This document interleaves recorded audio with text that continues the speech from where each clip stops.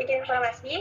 Plakat London atau Perjanjian London adalah perjanjian antara Inggris dan Belanda yang ditandatangani pada 17 Maret 1824. Perjanjian ini dibuat sebagai dampak dari perubahan yang terjadi di Eropa.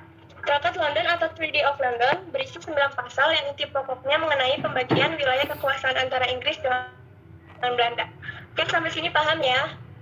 Oke, paham. Namun Belanda hendak menjadikan Sumatera sebagai lahan tambahan baru untuk menggendutkan kas kerajaan. Apalagi daerah Aceh cukup luas dan memiliki hasil penting seperti lada, hasil tambang, serta hasil hutan. Selain itu, perusahaan Suez dibuka pada 1809. Kedudukan Aceh menjadi penting, terutama dalam hal perdagangan, karena jarak antara negeri Belanda dan Indonesia semakin berkurang. Oke, lanjut.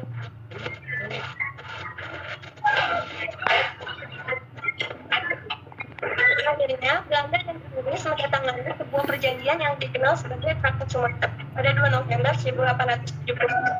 Dan Traktat Sumatera ini adalah kesepakatan antara Belanda dengan Inggris mengenai perluasan wilayah jajahan di Pulau Sumatera. Yang berisi Mulia Ratu Britania Inggris tidak lagi keberatan atas semua perluasan dari kerajaan Belanda di semua bagian Pulau Sumatera. Baik, pada 1873, pemerintah Hindia Belanda mengirim ultimatum kepada Sultan Mahmud Shah agar menyerah dan tunduk di bawah pemerintahan Hindia Belanda. Namun, ultimatum tersebut ditolak oleh rakyat Aceh. Sehingga Belanda mengirim militer ke Aceh di bawah pimpinan Jenderal Johan Carmen.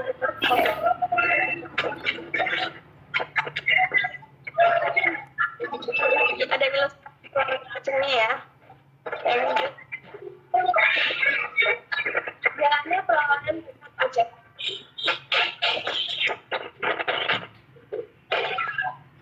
Saya sudah melakukan beberapa persiapan untuk menghadapi perang ini, misalnya membangun pos-pos pertahanan, meningkatkan kepatuhan dan pasokan senjata. Negara Belanda menggunakan Serat Mekah pada tanggal 5 April 1870.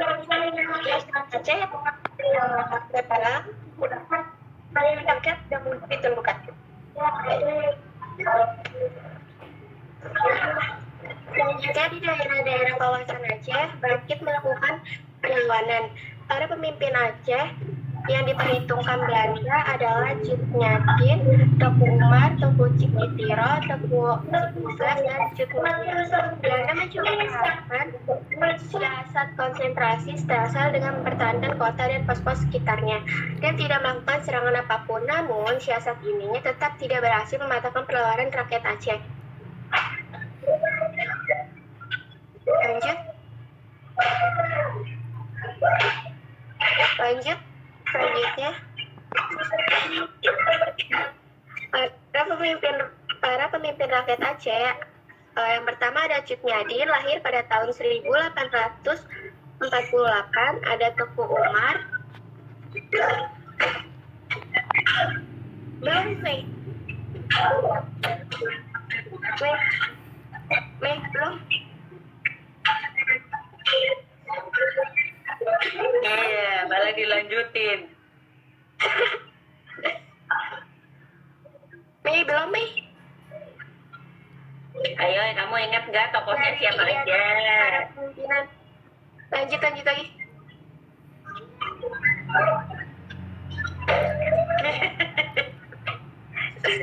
Sebelumnya.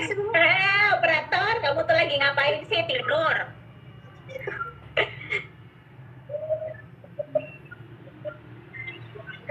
Lagi. Nah, para pemimpinan rakyat Aceh ada Cik Nyadin, lahir pada tahun 1848. Ada Teku Umar, lahir pada tahun 1854. Ada Tengku Cikitiro, lahir pada tanggal 1 Januari tahun 1836. Selanjutnya ada Cik Mutia, lahir pada tanggal 15 Februari tahun 1870.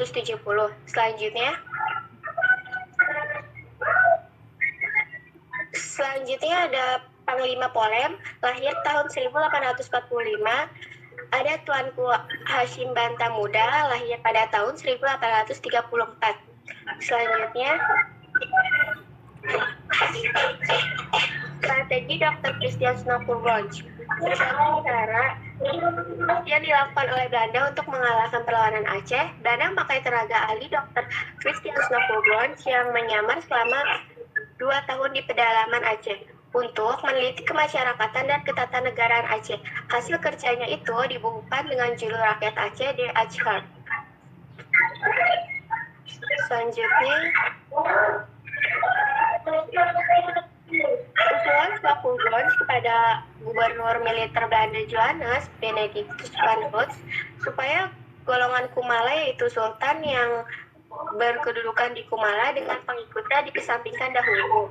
Dari penelitiannya, Snappergronch yang memakai nama samaran Abdul Ghaffar menyimpulkan bahwa kekuatan Aceh menghadapkan para ulama. Penemuannya ini dijadikan dasar untuk membuat siasat perang yang baru, termasuk dalam pembentukan Volksmerkhaus, yakni pasukan yang terdiri dari orang-orang Indonesia yang berada di bawah pemimpinan opsir-opsir Belanda. Sampai sini paham? Paham. Akhir perlawanan Aceh.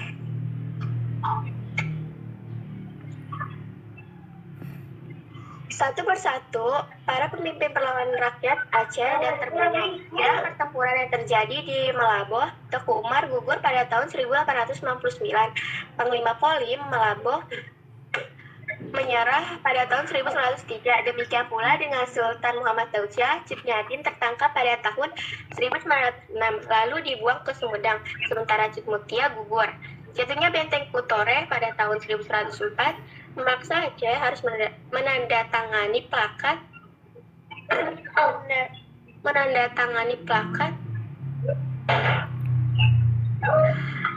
pendek atau perjanjian singkat Kortoveparin yang dikeluarkan oleh Van Hulst. Selanjutnya, lanjut. Peristiwa ini membuka jalan bagi pemerintah Belanda untuk menanamkan kekuasaannya di seluruh wilayah Kesultanan Aceh. Meski Kesultanan Aceh telah runtuh, semangat juang rakyatnya masih sulit untuk dipadamkan hingga masa pendudukan Jepang. Secara resmi, pemerintah Hindia Belanda menyatakan perang Aceh berakhir pada tahun 1904. Dalam kenyataannya tidak. Perlawanan rakyat Aceh terus berlangsung sampai tahun 1912.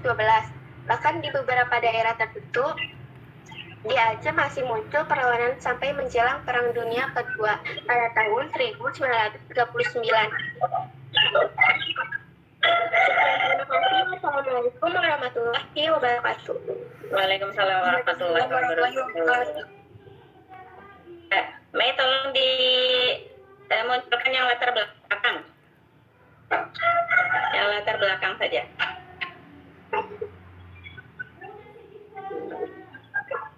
Baik, untuk latar belakang sudah cukup menarik ya, sudah ditaruhin juga gambar terusan Suez itu seperti apa. Jadi ibaratnya ini adalah tol laut yang menghubungkan wilayah-wilayah dari yang tadinya harus keliling ke samudra, ini lebih mempercepat jalur, jadi kayak jalan pintas masuk ke wilayah-wilayah Indonesia salah satunya. Nah, mungkin di latar belakang sama dengan kelompok yang terdahulu bisa lebih dipoinkan saja. Yang pertama, misalkan latar belakangnya dibukanya terusan Suez. Yang kedua, misalkan keinginan Belanda untuk menguasai wilayah Aceh. Yang ketiga, misalkan gitu. Jadi untuk latar belakang mungkin lebih dipoinkan saja 1, 2, 3, 4 gitu. Nah, baru nanti yang presentasi meluas. Misalnya perlawanan Aceh terjadi karena ambisi Belanda yang ingin menguasai seluruh wilayah Aceh gitu. Paham ya? Jadi ada perbedaan di mana tugas PowerPoint yang sekedar dikumpulkan dengan tugas PowerPoint yang dipresentasikan. Kenapa seperti itu? Karena kalau misalkan dipresentasikan, kita harus memberi kesempatan si presentator tampil lebih menarik. Menariknya dalam hal apa? Ada sesuatu yang kita tunggu, yaitu penjelasan dari poin-poin yang tersaji dalam slide PowerPoint. Itu. Kemudian, ini penggunaan nama-nama asing, pembacaan nama-nama asing, baiknya yang presentasi terutama nanti next time kalau misalkan ada nama-nama asing, coba kalian cek dulu di Google itu cara bacanya seperti apa. Ya, Van Hertz di Belanda itu tidak mengenal kata Van, F-V-A-N, itu Van, ya, Van Hertz, bukan Van Hertz, ya. Jadi nama-nama terutama, kemudian istilah-istilah dalam bahasa asing, coba nanti dicari dulu bahasanya itu harusnya bacanya seperti apa. Untuk yang lain sudah cukup baik. Apa namanya? Ya, kita masuk ke sesi pertanyaan. Satu penanya dari Putra, satu penanya dari Putri, silakan. Ada yang pengen? Ya, Nabila. Nabila, yang Putri yang bertanya. Sebentar. Yang Putra?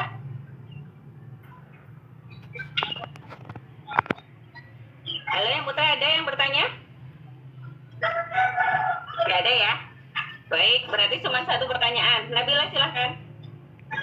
Mengapa Belanda sulit mengalahkan Aceh? Oke, mengapa Belanda itu merasa kesulitan mengalahkan Aceh, bahkan sampai menerjunkan, ya, saya panjangin nih pertanyaannya, bahkan sampai harus menerjunkan seorang ahli antropologi ataupun ahli budaya, yaitu siapa tadi? Dokter? Siapa, Nabila? Dr. Hurgronje. Yang menyamar jadi Abdul Ghaffar. Bisa ditampilkan gambarnya, Meiza? Meiza, tolong ditampilkan yang ini, yang tadi ada apa namanya? Dia itu sampai disuruh Belanda untuk menyelidiki seluk-beluk rakyat Aceh guna mengetahui kelemahan Aceh itu di mana sih, saking frustasinya Belanda kok nyerang Aceh, gagal terus apa namanya perjuangannya. Oke, silahkan menjawab pertanyaan. Sebentar Bu, penjawabnya nggak ada Bu, nggak hadir. Penjawabnya siapa emang? Raka Bu. Raka Dava, berarti moderator. Nah, ini nih yang ada tokohnya itu loh, Mbak. Yang tadi. Nah, Dr. Christian Snokhoorgronje. Ini yang menyamar sebagai Abdul Ghaffar untuk menyelidiki. Meiza, Ibu pusing deh ngeliatin kamu nampilin PPT, orang suruh yang itu aja tadi. Moderatornya siapa?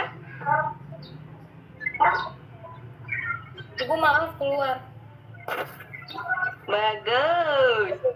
Itu bergabung lagi Salsabila? Iya tadi keluar, sinyalnya jelek. Oh iya. Silahkan moderatornya dijawab pertanyaannya. Katanya Raka Dava nggak ini tampil. Udah Mei, yang itu aja. Jadi tadi pertanyaannya. Moderatornya saya Ibu. Iya, kan penjawab pertanyaannya nggak hadir. Maka gantikanlah tugas menjawab pertanyaan oleh moderator. Pertanyaannya, kenapa perlawanan Aceh itu sangat kesulitan ditaklukkan oleh Belanda gitu?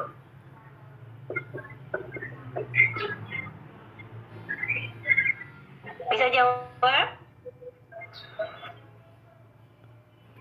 Karena Aceh memiliki pemimpin perang yang hebat, serta memiliki kekuatan militer dan sipil yang tangguh. Oke, Ibu lengkapi ya. Satu, punya pemimpin yang hebat. Yang kedua, dari segi persenjataan Aceh itu sudah siap karena memang negara kerajaan maritim ya. Jadi persenjataan lebih siap untuk mengadakan perlawanan. Kemudian yang ketiga yaitu adanya konsep al-jihadu sabilillah. Jadi adanya konsep bahwa berperang di jalan Allah itu kalau mati syahid. Jadi mereka itu tidak ada ketakutan ketika harus melawan Belanda, itu tidak ada beban ya. Makanya mereka ketika berperang mereka itu total dalam peperangan. Nah, itu yang membuat Belanda itu cengang-cengang, Intan kok diserang pakai senjata, pakai apa, kok nggak ada takutnya. Akhirnya